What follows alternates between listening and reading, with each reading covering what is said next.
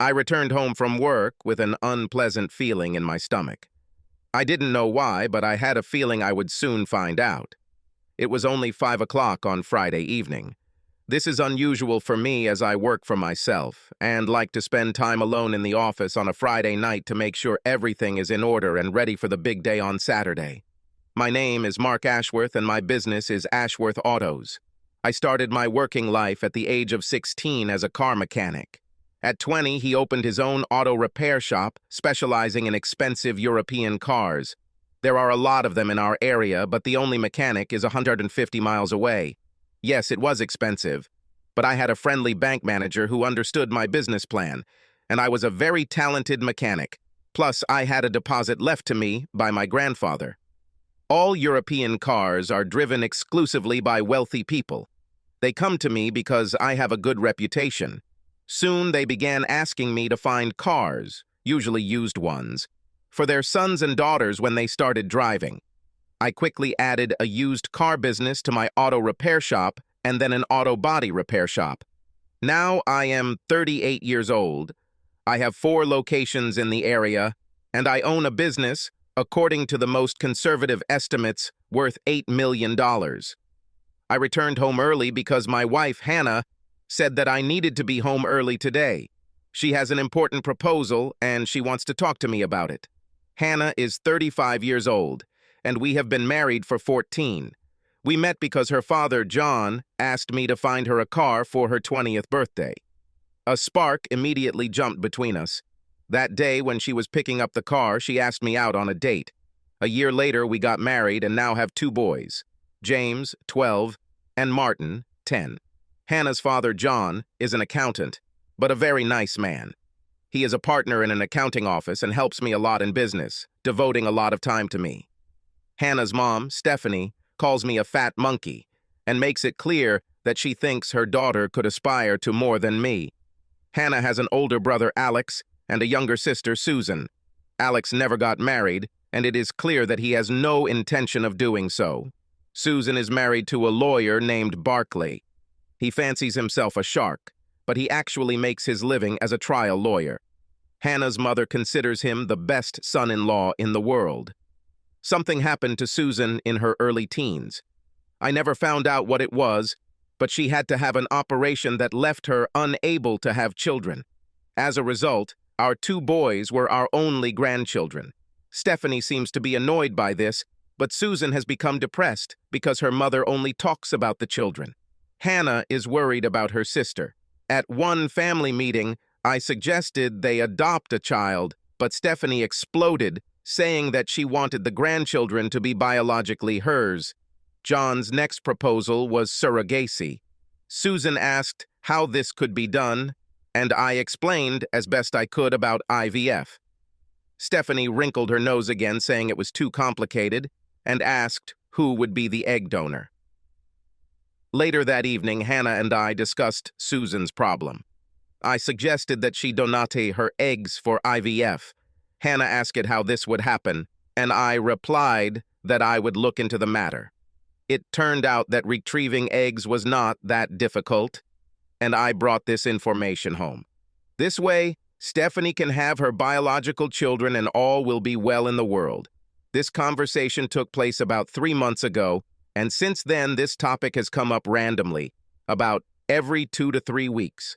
The reason I have a sinking feeling in my stomach is because Hannah has been a little out of it for the last week or 10 days. I couldn't understand what was going on, but she was corresponding with someone.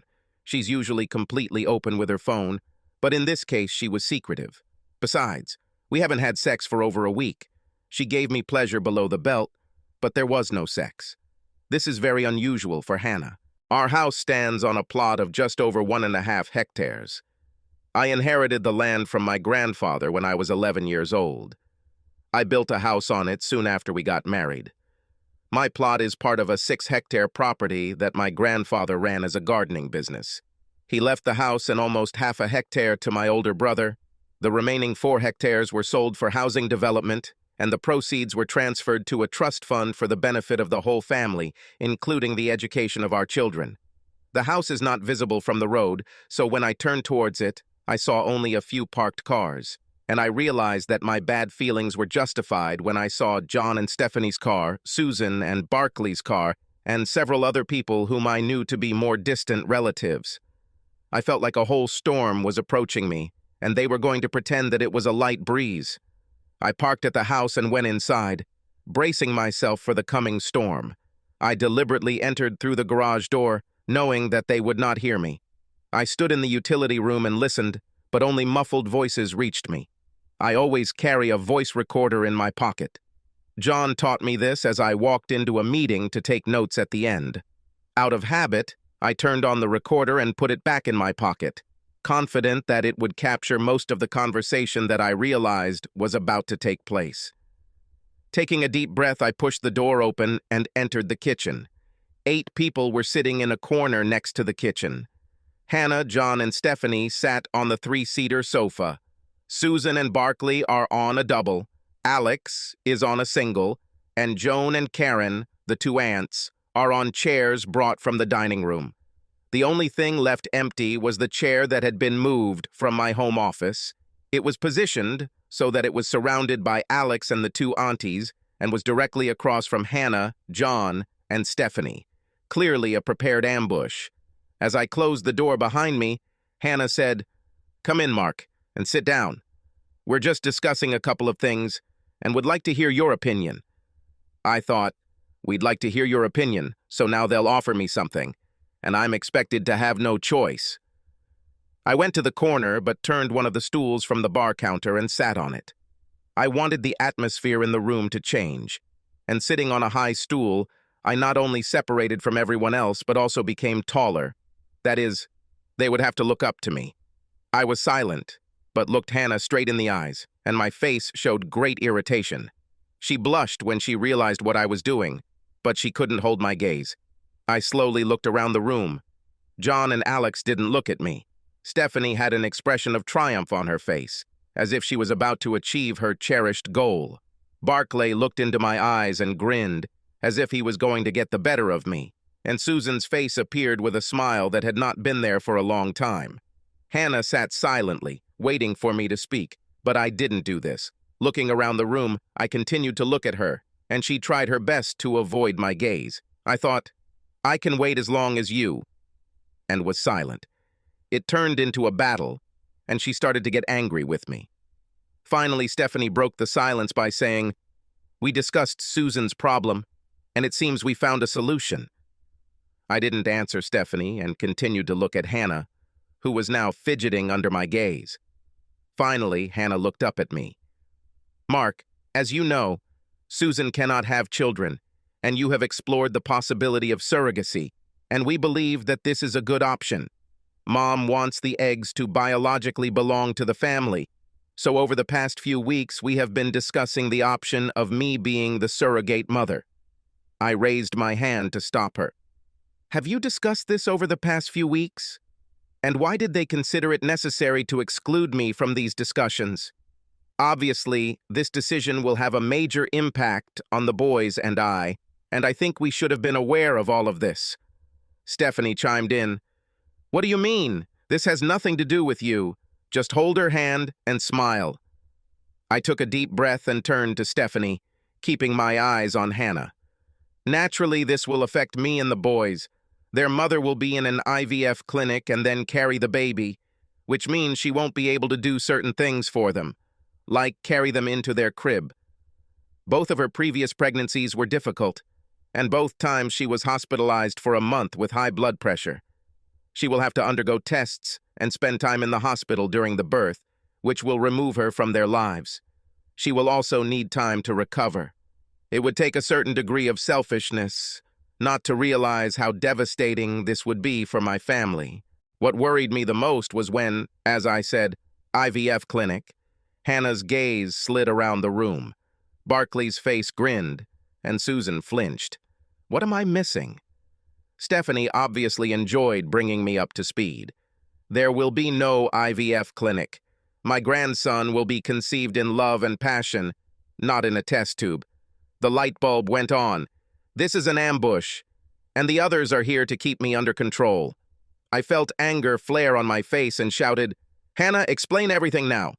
She glanced at me and I saw fear in her eyes. The conversation had not gone as she had planned, and now the truth was out and she had lost control of the conversation. She said, "IVF is not the best option. 2 months ago, I stopped taking the pills. My period came 3 weeks ago and will come in another week. Doctors say that in about 2 to 3 weeks I will become fertile. During my fertility period, Barkley will move in with me for a week, and by the end of the week, I should be pregnant. And then Susan and Barksley will be able to adopt a child who will be biologically related to both of them." By this time, I was standing right in front of Hannah and felt Alex's hand on my shoulder. I tried to pull away, but he held my shoulder very tightly. I heard him say, "Hang in there, Mark. Please don't do anything stupid." I stood up straight and, without addressing anyone, said, "Don't do anything stupid? Nothing will be stupid after this shit."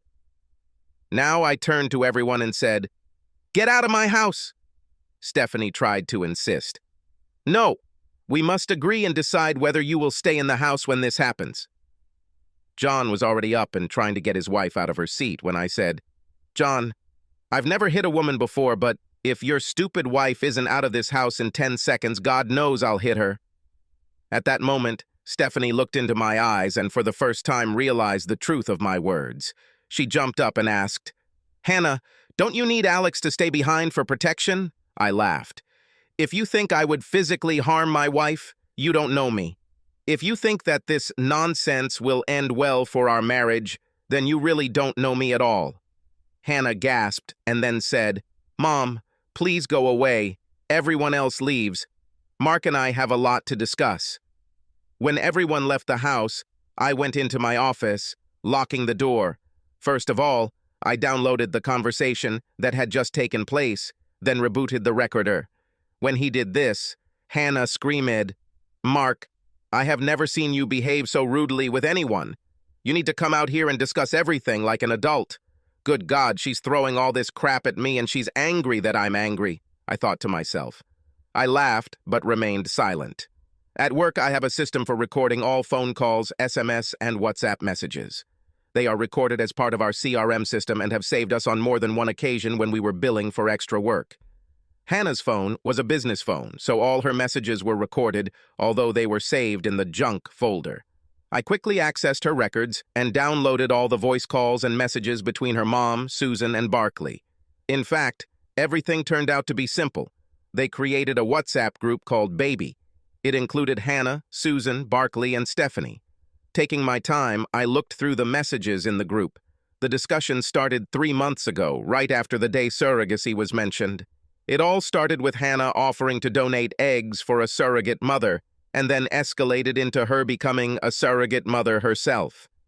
Stephanie played a key role in how the conception would take place, and Barkley readily made suggestions. Stephanie only said that the child should be conceived in passion. She had some irrational belief that a child conceived in a test tube would not have sufficient emotional maturity. It took me about an hour to collect my thoughts. I also took this opportunity to contact my lawyer and ask him for a referral to a divorce lawyer. Leaving the office, I found Hannah sitting in the corner drinking a glass of wine. The first outburst of anger passed, but there was still rage written on her face. I looked at her. "Did you really think that I would swallow this sudden nonsense?" Her anger flared again as she replied, "What do you mean, nonsense? We agreed on how to help my sister get out of depression, and you act like a spoiled child, literally throwing my family out of my own home." I just laughed. "You want to commit adultery under the guise of allegedly providing your sister with a child, and you are angry with me for refusing you. Hannah, go and think about what you propose, and remember that this is also my home, and anyone who disrespects me in it will suffer the full wrath of me. I want you to be clear that this will not happen. If you continue like this, it will lead to our divorce. Do you need me to paint a full picture for you to understand? So where are the kids? I hope you at least used some common sense and didn't get them into this mess." The word divorce took the wind out of her sails, but she recovered and said, "If you divorce me, I'll leave you with no pants, paying child and spousal support. I will also receive half of the business, which I will sell to anyone who buys it. I started laughing again. She really was noticeably stupid, and answered, "I hope you haven't listened to enough of Barclay's advice. Not only is this advice bad, but this advice will lead to me taking away his license as the beneficiary of your actions. But let me explain that not only this house, but also the land on which it stands, was given to me before we got married. This is not marital property. We both signed a marital contract. You have no claims to my business, and I have no claims to the business that you and your father run together. If you are planning to become pregnant, especially by a man other than your husband, your medical history will show that you will not be able to care for children. Don't forget that during both pregnancies you were hospitalized for blood pressure problems. So, I agree to guardianship. Hannah, if you want a dirty fight, I'll give it to you. You won't get Barclay pregnant if you plan to stay married to me, and I won't agree to IVF because I don't trust you anymore. You have set things up in such a way that you either win or lose, and winning is our mariage. Now where are the children? I want to see them." She realized that I had stopped the discussion and she would have to retreat. She said, "They're at the Patterson's house number 30. I'm going after them now. Please prepare dinner." I left a couple of pizzas in the refrigerator. I heated up the pizza, then played with the boys in the garden until it was time for bed. I knew I needed to talk to Hannah, but I just couldn't bear to have the conversation. Both boys went to bed at 9:30 in the evening, as I had exhausted them and myself playing football in the garden. Finally, I got to the point where I couldn't hold it in any longer. I went to the refrigerator for a beer and went to the corner where Hannah was sitting on the only chair. He sat down opposite her on the 3-seater sofa, took a long sip of beer, and said, "Did you really believe that I would agree for you to cheat on me and give birth to a child for Susan? Not only that, but you expected me to vacate my own bed. I don't think you understand the disrespect and humiliation you were about to inflict on me." I noticed the sad look on Hannah's face when she said, "I have to do something for Susan. My sister is completely depressed. My mother hates IVF, and Barclay says they can't afford it anyway. If you don't allow it, I'm afraid Susan will hurt herself, and I'll never forgive myself if she does. So, this is a big performance, essentially blackmail." I poured myself another drink and replied, "There's no way you and Barclay will be able to arrange sex to get pregnant. If they can't afford IVF, we'll give them the money, or we can go 50-50 with your parents. If your mom doesn't like it, then that's her problem. To be completely clear, I have already asked the company lawyer for a referral to a divorce lawyer. I'm serious. Do this, and we'll break up. And don't put the costs on me. I won't stay married to a cheater. And if you do this, you will become her." She ran out of the room crying, and I heard the bedroom door slam shut. I don't know if she locked it, but I decided that I wouldn't sleep next to her that night. The thought that she might try to convince me through sex was disgusting, and I wanted her to know what it would be like for her without me. I went into the office, locked the door again, and looked through her message log again. It turned out that they were exchanging SMS in a group. Susan is clearly upset and says this is her only hope and she doesn't know what she will do if she doesn't have the baby in her arms. Hannah started by saying she would work on me, and her mom simply stated, "Do it and ask for forgiveness. He knows that you are much taller than him." Barclay replied, "He can't afford a divorce, but Hannah said that we have a prenuptial agreement and that the business is not part of the marital property."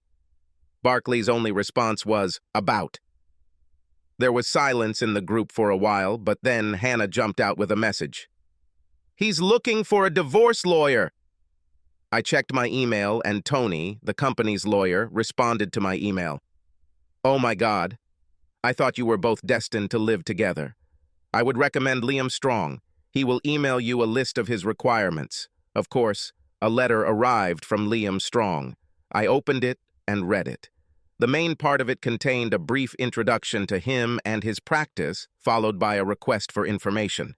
Deciding that now was the right time, I opened a new document in Word and outlined everything I had learned over the past 3 months. I also copied messages from the WhatsApp group and sent him a copy of the document that Hannah signed years ago, giving the company permission to collect, store, and use her messages. Then he closed the computer, pulled out the sofa bed, and went to bed. I woke up to someone trying to open the door to the office. Then I heard a knock and half scream from Hannah. "Mark, what are you doing? Why didn't you come to bed?" I stood up and looked at my watch. It was 3:30 in the morning. Unlocking and opening the door, I found Hannah standing in the hallway in her robe. It was half open, and it was clear that there was nothing underneath. I looked at her silently. "What is the problem?" She answered, "I was waiting for you in bed. I thought we could at least hug and use the opportunity to talk calmly and figure out how I can reassure you that your jealousy is unfounded. Apparently there were other messages in the group. I didn't want to reveal that I had access, so I left it as is. Instead, I replied, 'Hannah, over the years of our marriage, you have used sex to get your way on such minor issues as the color of a new car or whether we should get a dog. This is not a small, insignificant issue. You are planning betrayal, and petty sex and pseudoscientific arguments about my male pride and jealousy will not help deal with this. I have no desire to sleep in bed with someone who thinks about cheating on me, and I hope this gives you an idea of what our life will be like if you go through with it. Good night, Hannah. Go to bed and take this opportunity to think about the damage you're doing to our marriage, how you neglect my feelings and self-respect. Jealousy is not the problem. The problem is my ability to look at myself in the mirror." I closed and locked the door. He turned off the light, but remained standing to the side of the door, listening. There was light coming from under the door, and I knew Hannah was still there.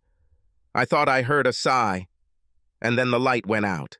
The next day was Saturday. I usually leave later on Saturday, but today I left early. I stopped at the cart to buy a bagel for breakfast, then went to the office, put on the coffee, and sat down at my desk to formulate a plan of action. I assumed Hannah would change course. Last night had been her usual tempt him into submission tactic that she used when she wanted something she considered important. Of course I gave in, but it was fun to hold on. I wondered if she understood that this was not just a request for a dog. She could go one of two ways, or she would become very sweet, showing me how good a wife and mother she was and still is, hoping that I would not notice her infidelity. Or she became a hellish bitch, trying to show that if I didn't give in to her, she would turn my life into complete suffering. I assumed today would be the first, and then I would take the opposite approach.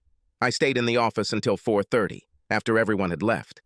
I just couldn't bring myself to go home. I realized that our marriage was like a mirror, and Hannah threw a very big brick at it. The mirror is cracked, and will always be cracked.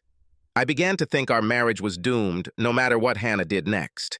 I dragged myself home at 5 o'clock. Of course, Hannah was in the kitchen, the sundress hugging her figure. Her makeup was flawless, and her smile was like Helen of Troy, so you could send 1,000 ships for her. Normally, I would practically attack her in the kitchen, but this time I didn't even pay attention. I went to the spare room to change clothes. About 20 minutes later, she shouted up the stairs, "Mark, dinner is ready." I had to give the boys a good show, but I wanted to make sure that Hannah understood that this loving wife image of her would not change my decision. When I went to sit down, a glass of red wine was put out for Hannah and me.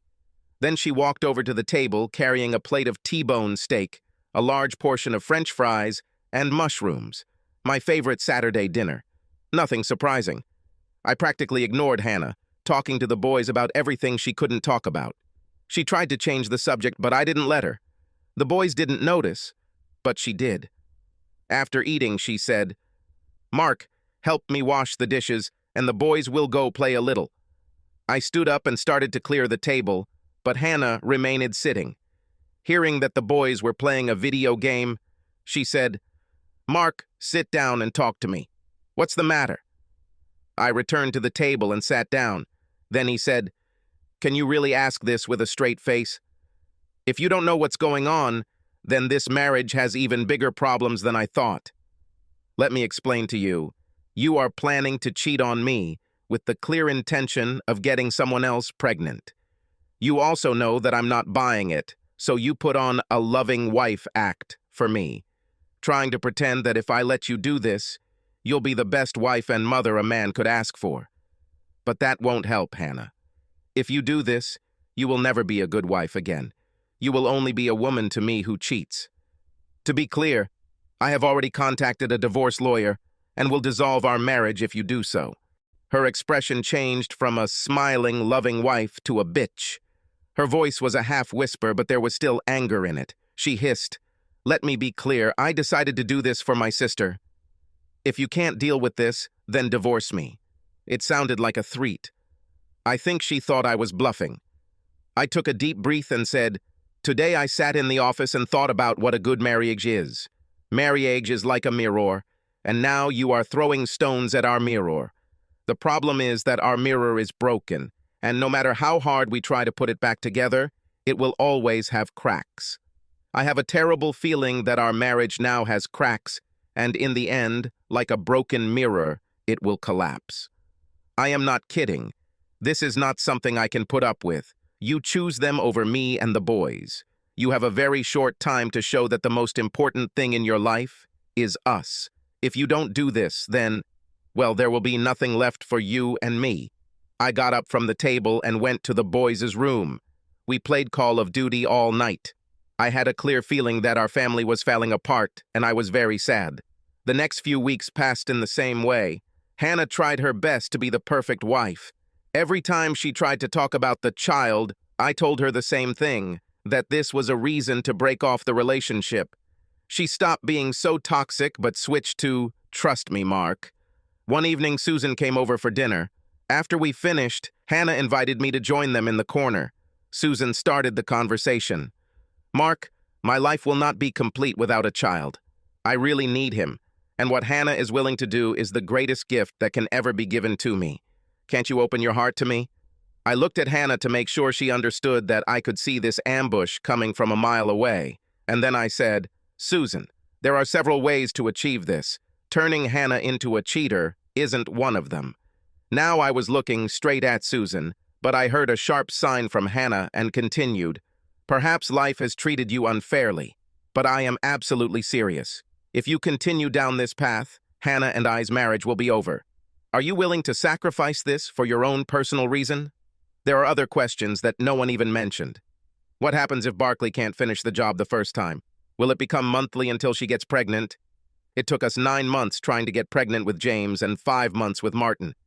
Out of the corner of my eye, I noticed Hannah looking away. Obviously, she hoped I didn't think about it. Then I asked, "And will one child be enough? Or you will decide that an only child is a single child and declare that you need another one to complete your ideal family?" Susan's face turned red, and Hannah started picking at her nails. I looked around and said to Hannah, "So you've thought about this too, and you're not going to make it a one-time thing? God, what insidious bitches you are. I have no doubt that you imitate your mother." I stood up, and Susan and Hannah stood up with me. Susan was crying, but Hannah's mask came off again, and she was angry, saying, "Mark, I never thought you would be such an intractable bastard. We have given you every opportunity to intelligently resolve this issue, but you refuse. I'm going to Susan and Barkley's on Friday evening and will be there for a week. Figure it out." I just said, "Well, don't bother coming back here. On Friday, you will be served at their home, and your things will be in the garage. I've met Liam Strong 6 times in the last 3 weeks. The business and trust fund are securely protected by the prenuptial agreement. The land and house belonged to me before marriage, so all I had to do was share our investments and savings with Hannah. This means that I will give her about $1.5 million, and I have already divided the investment account into 2 parts. Our state is a no-fault state, but it has laws against unreasonable behavior. The WhatsApp messages and recording of the meeting were enough to show that Hannah was making unreasonable demands. Additionally, the fact that she was hospitalized while pregnant meant that I would most likely get custody of the boys. As I left the kitchen to go to my room, I texted Liam, "She goes ahead. They start this Friday." Liam called me, and after a quick hello, he asked, "Do you know what their plan is?" From what I was just told, she will be going to their house on Friday after work and plans to stay there for the weekend and all of next week. "Okay," he replied. "We have to serve her on Friday when she gets off work. This will give her time to change her mind, and will look good to the judge. They will want to make sure that she knows your opinion about what she is doing and that she has had enough opportunities to back down. Nothing will tell her what you think better than a divorce petition. Until Thursday evening, the house looked like an icebox. When the boys went to bed, she tried to cuddle with me, but I didn't hug her, even when she tried to lift my hand and put it on her. Finally, she said, "Mark, this is just 1 week of our lives. How can this change anything?" I pulled away from her and stood up. Then he said, "Hannah, this will change everything. You are leaving me for another man. When you return, you will be an unfaithful wife. I can never touch you without thinking about it. If you really think this is just a week in our lives, then you really ignored me at every stage of the planning. If you go to their house tomorrow, we're done." Hannah looked sad, but did her best to maintain eye contact with me, and I tried to keep eye contact with her. She said, "Mark, I'm not leaving you for anyone. All I will do is carry a child for my sister." I took a deep breath. "You really don't understand, do you? You're leaving me. You put their desires and interests above mine and the boys. You leave us for a week and you don't care what we do, what I tell the boys, or worse, what happens when their friends find out what you did. And if you don't get pregnant this month, you will do this every month until you get pregnant. Don't shake your head, people will know because people always found out, etc. This is your last chance to avoid the impending disaster.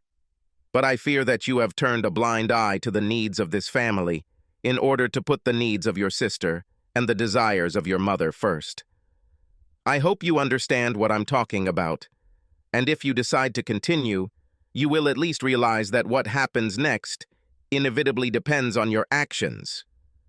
Hannah sat with her mouth open as I left the room. As I walked up the stairs, I heard her running after me. I went into my room and locked the door. A few seconds after I locked the door, I heard her knock and say, "What do you mean when you say what happens next is inevitable? What are you planning?" I opened the door. "I have already explained this to you. You need to think carefully and decide on your priorities." Then I closed the door again. By 10 o'clock that evening, I was in bed, sleeping more soundly than at any time since this whole mess began. I did everything I could. Further actions depend on her. The next morning, I decided not to leave for work early. While preparing breakfast for the boys, Hannah came into the kitchen with a travel bag. She looked at me with some concern on her face, then turned and put the bag in the laundry room where I couldn't see it. I went back to preparing breakfast for the boys and said, "I see that you have made your choice." I heard her go to the closet to get something for herself. "I thought you would be gone." I stood with my back to her. "I thought we should eat together for the last time, even if it's like this." She stopped moving, but I knew she got my point when she said, "What do you mean, eat one last time? These are a couple of mysterious words that you recently said to me." "There's nothing mysterious about them, Hannah," I said. "I made it clear what will happen if you continue down this path. You simply decided to ignore my extremely clear warnings, so please, stop trying to insult my intelligence." She turned to me, and I turned to her. For the first time since this confusion began, she realized that I was serious. Concern was written on her face as she said, "Now I can't refuse. I'm afraid for Susan's mental health if I do this." I shrugged. "Our family has long been the second most important." Then he shouted, "Boys, breakfast is ready." I took the keys and said, "See you," and walked past her to the door. She grabbed my hand. "Didn't even kiss you goodbye?" To which I replied, "No, thank you, I don't want to take anything away from Barclay." I pulled my hand out of hers before she could move and walked towards the door. When the door closed, I heard her crying, "Mark, please, I need you by my side when I do this." I received repeated calls from Hannah and Susan throughout the day. Even Stephanie called, but I didn't answer any of those calls. At 4 o'clock, the secretary called me and said that John was on the line. I said, "Connect," and began to wait. "Hello, Mark? I know it's a shit show, but it turned into a battle of wills. Hannah thought you would agree, but you fought it every step of the way. Now she thinks that if she backs down, she will feel like a loser. What can be done to fix this? I took a very deep breath. I'm sorry, John, but there's nothing we can do to fix this. If I let this happen, I'll lose my self-respect. I'll never be able to look at myself in the mirror, and I'll never be able to touch Hannah again. Hannah created this situation herself. If she had thought even a little, she would have understood that I would never allow this to happen in my life. I'll be honest, I think our marriage is irrevocably broken, and your assessment of her unwillingness to back down only confirms this. I'm sorry, John, but either she comes home tonight or it's over between us. After which he said, Hannah says you said you would divorce her. Is that true? Yes, John, I said. If she continues like this, I will divorce her. The documents have already been prepared, and if she agrees to this, she will be served. It's a no-foul state, so if I file, I won't back down, and she won't be able to stop it. John took a deep breath and asked, Will you fulfill the marriage contract? I'm glad you remembered because Hannah forgot. Yes, I will. Because I want to protect my business, and the house was mine before marriage.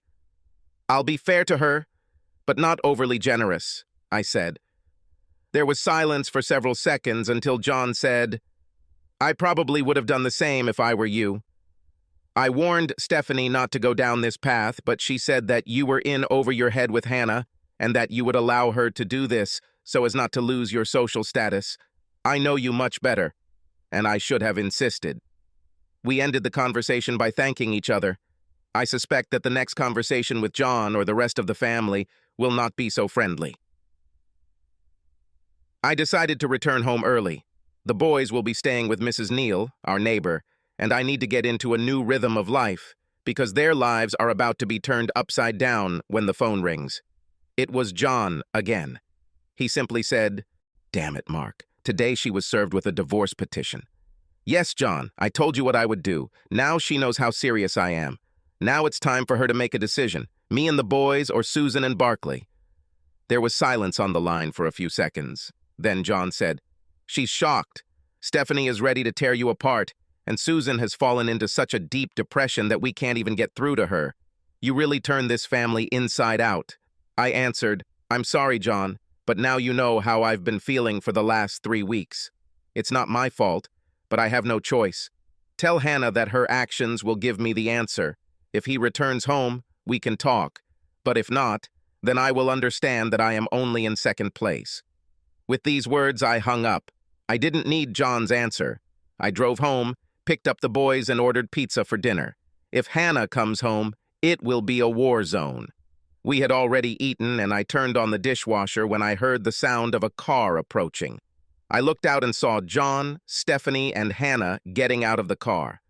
I told the boys to go to their rooms and play on the computers, and I went into the room. Now I hated this room, because so many bad things had happened in it lately. Stephanie burst through the door first, followed closely by John. Her face showed rage, but John grabbed her. Stephanie, we are here to help, not to make things worse.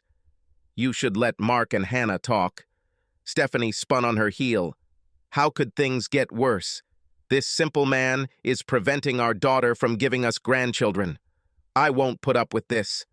I saw the look on John's face and suspected that Stephanie, even in full anger, caught the same look and had the good sense to remain silent. Hannah walked behind as if to the gallows. She was holding a brown envelope in her hand. She was crying. That was obvious. She sat down on the 3-seater sofa, looking at me, sitting in the only chair. John sat Stephanie down at the kitchen table and then put on the coffee. Hannah looked at me with her red eyes. Is this your last word on this issue? I answered briefly. Yes. Hannah suggested, Is there really no possibility for negotiations? And again, I answered with one word. No. I talked to my sister and mother, but what about IVF? Hannah asked. I was so disgusted with the way I was being treated that I actually felt nauseous at her question, so I wasn't going to feel much compassion for any of them. Hannah, I already said this 3 weeks ago, but you just wanted to do things your way. I don't think I can trust you not to sneak out and cheat on me behind my back. So it's too little, too late. You can donate your eggs and hire a surrogate mother. I'll even pay for it. But you treated me so disrespectfully that I will not agree for you to bear the child." I saw Stephanie start to seethe again, but John put his hand on her shoulder. "Stephanie, you shouldn't get involved in this. We ourselves are to blame. Hannah and Mark have to figure it out on their own." Hannah cried quietly. I didn't want to be the bad guy in this situation, but it was clear that everyone was going to make me out to be one. Hannah raised her head. "I don't want to get a divorce. I need you. How can we fix everything?" I took a deep breath. To be honest, so much water has already flowed under this bridge that I don't know if we can. But let's try. The first thing to do is to put an end to this entire proposal. Your decision to exclude me from the discussion and subsequent proposal is unacceptable. If you want to continue acting as Susan's surrogate, I will continue with the divorce. Next, we need to rebuild our marriage. I gave you the opportunity to be yourself, but you seem to take that to mean that I would agree with whatever you did. A wife who respects her husband as an equal would never offer what you offer. A wife who understands how much her husband puts into his marriage vows would never even think that this is acceptable. So, we need to think about how to fix a broken mirror. Using the phrase broken mirror made her jump. You said this before. He said that a broken mirror can be repaired, but the crack will always be visible in it. Will our marriage really be like this? I looked into her eyes and said, "I'm afraid so." By this point, Stephanie was beside herself with outrage. She stated, "What about poor Susan? You're depriving her of her only hope for a child." Without taking my eyes off Hannah, I said, "Hannah, you can collect your eggs. At the clinic, they will be fertilized with Barclay's sperm in a test tube and implanted into a surrogate mother. They have such a service. But Hannah, as soon as your eggs are collected, I expect you to have your tubes tied. A few years ago, we decided we weren't going to have any more children, but Hannah said she didn't want to be sterilized. She said that her periods make her feel special. She took pills to prevent accidents. When I mentioned tubal ligation, she turned pale. Please don't make me do this." I just shook my head. "You really don't understand what's going on. You were ready to play games with your body. The only way I can guarantee you won't do this again is by taking your body out of the equation. This means making sure you can't get pregnant the good old-fashioned way. Sorry, Hannah, but when you play with fire, you can get burned." I don't know if Hannah was devastated or furious. She was crying when Stephanie spoke again. "You really are heartless." I turned and said, "I learned from the best, Stephanie. Hannah agreed to sterilization if I stopped the divorce. We agreed that I would put the divorce on hold and end it the day she went to the hospital for sterilization. A month later, we were sitting in the IVF clinic. The clinic helped Sarah and Barclay find a surrogate mother, and John and I paid her $10,000 each. The egg retrieval procedure was simple, but left Hannah in some minor pain. A week later, Hannah went to the hospital to be sterilized, and I went to the judge to withdraw the divorce petition, which he granted without question.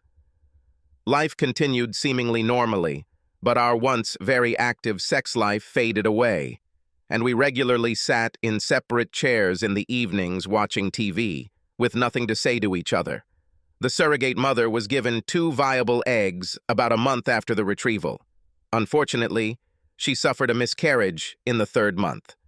No other eggs were viable, and Hannah could no longer provide them. Hannah stopped hosting family events at our house, and I happily avoided events in other places.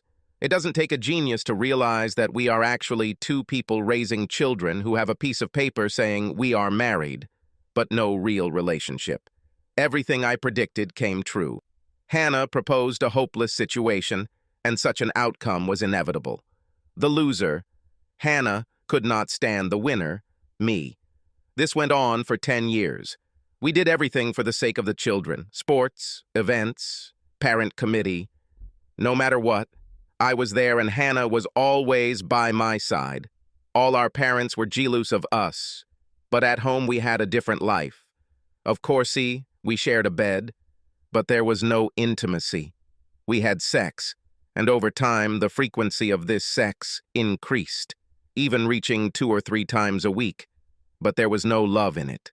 Both made sure that the other got pleasure, but they always slept with their backs to each other.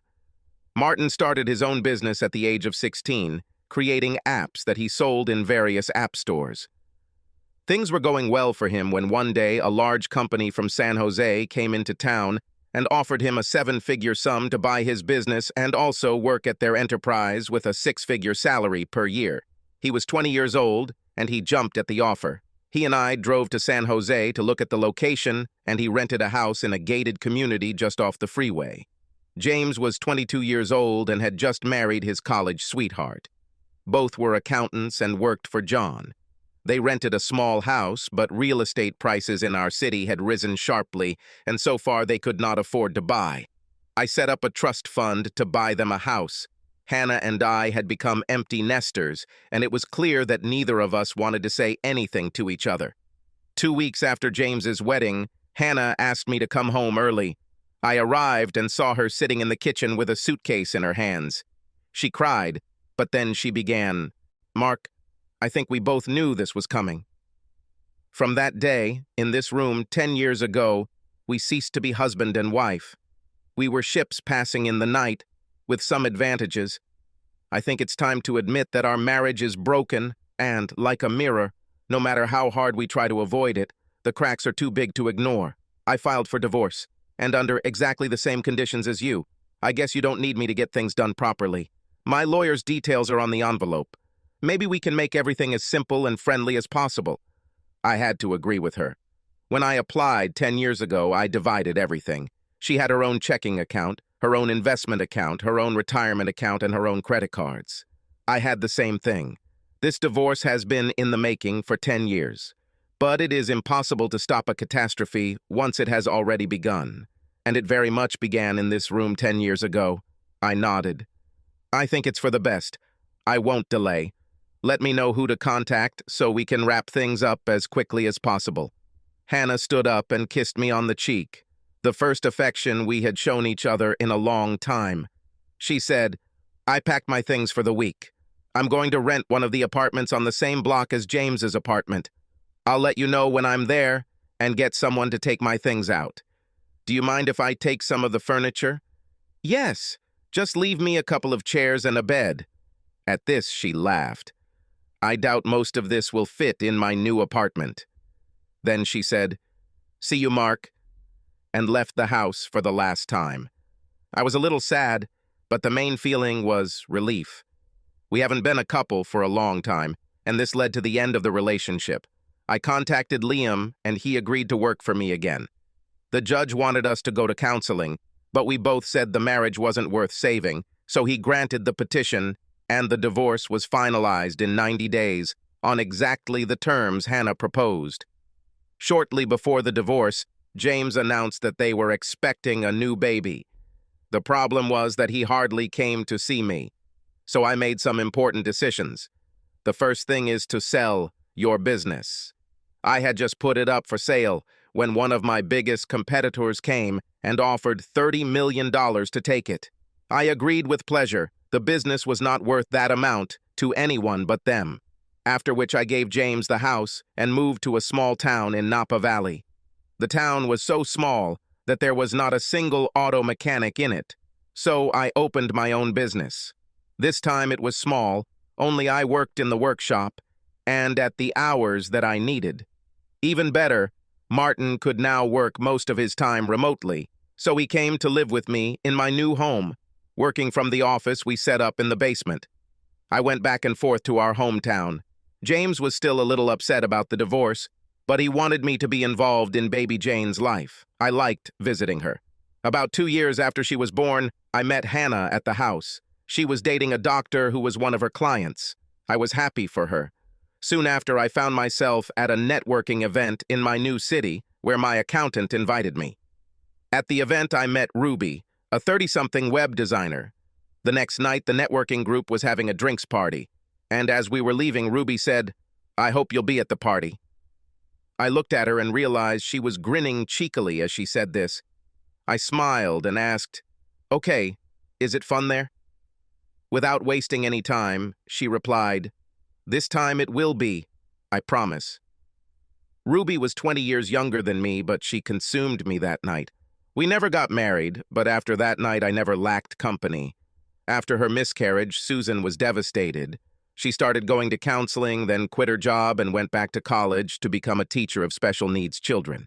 After graduating from college, she began working at a local school as a teacher in a classroom for children with special educational needs.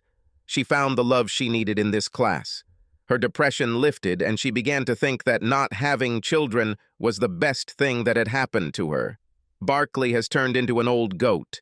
Susan caught him trying to impregnate a surrogate mother the good old-fashioned way. And he succeeded. He married her, and they eventually had 3 children. Then he caught her cheating. During the divorce, it turned out that the first child was his, and the 2 younger children had different fathers. Since he was indicated on the child's birth certificate, and the biological fathers could not be found, alimony payments began to be withheld from him. Now he lives in a rather disadvantaged area of the city, where most of his clients came from. His ex-wife basically turned the kids against him, and he doesn't see them. I have a feeling he regrets ever having kids. Subscribe to our channel so that your second chaff doesn't cheat on you, and go ahead and listen to the next story, because this story is nothing compared to the next one. If you're under 18, don't even think about listening to the next one.